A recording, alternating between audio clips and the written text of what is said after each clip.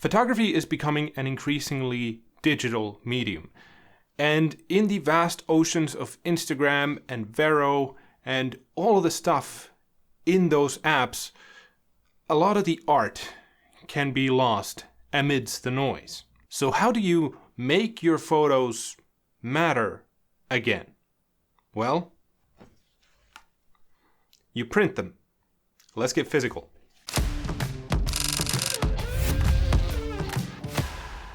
Golden hour, extreme bokeh, or grand landscapes are all surefire ways to get a lot of likes on social media. So you might actually go out in search of those specific things when you're out shooting.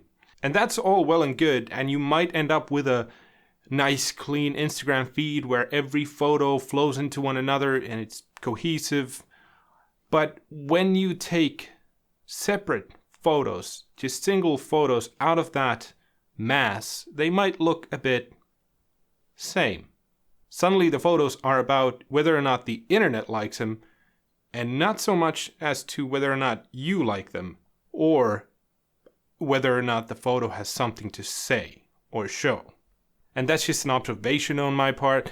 My own Instagram feed is all over the place, so there is no cohesion or no flow of one photo to another.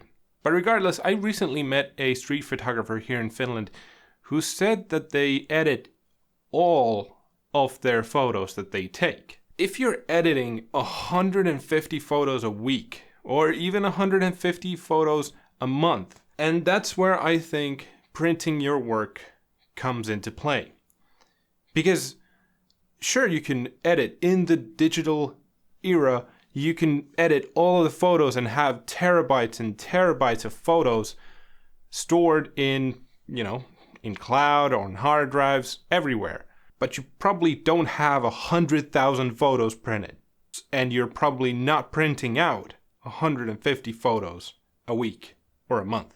In the beginning of my photography career, I had only been shooting about 6 months when I was approached by a company who said that they liked my work and they wanted to offer me a free photo book. Now, while I was glad to hop on that offer and get the book made, I had no idea what to put on these pages.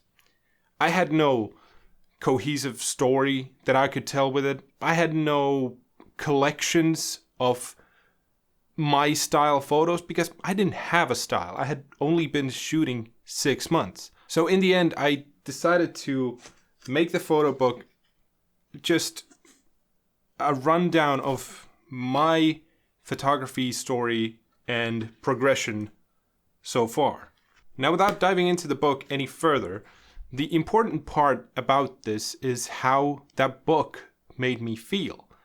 I suddenly had photos, things that I did myself as physical things in my hands. I would say it's probably close to something like a woodworker creating a beautiful bowl, or a why can't I think of anything you make out of wood now? Or a leather worker making a great looking wallet. You suddenly brought something into existence in physical form.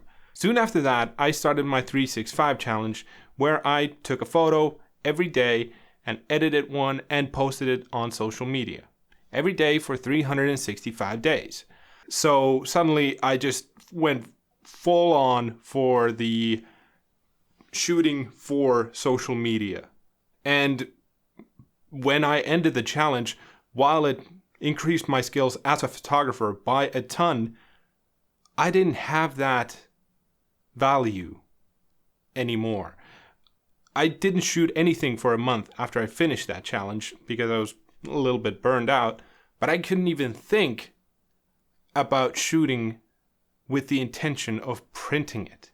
But after that month, I was thinking about, I want to shoot again.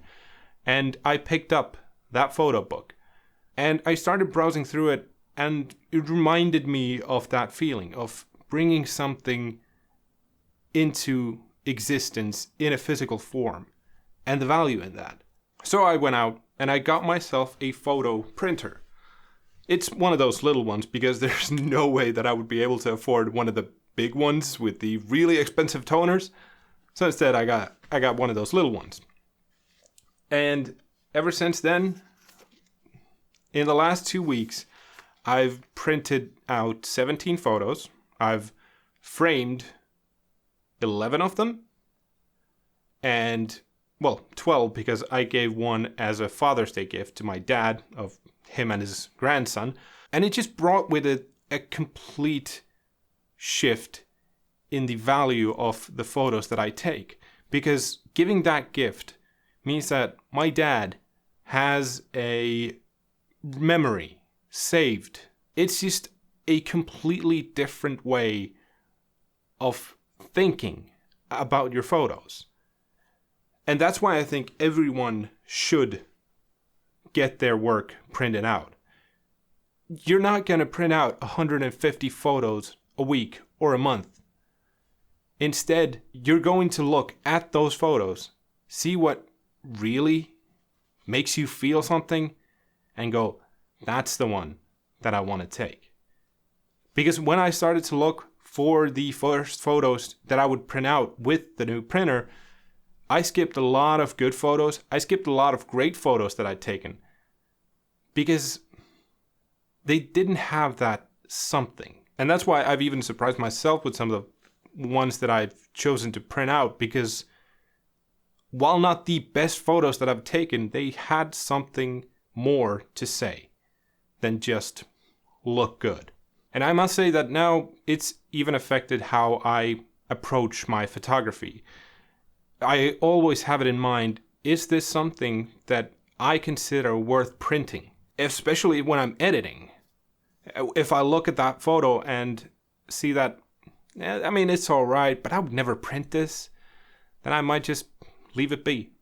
And, I'll save it, but I might never finish that photo.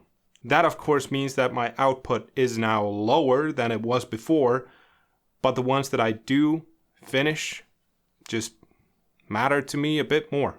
So if you don't want to get a printer, get a company to print out your work for you, or create a photo book and just see how that makes you feel. Anyway, thanks so much for watching. Have a great rest of your week. I'll catch you all on the next one. Okay? Bye.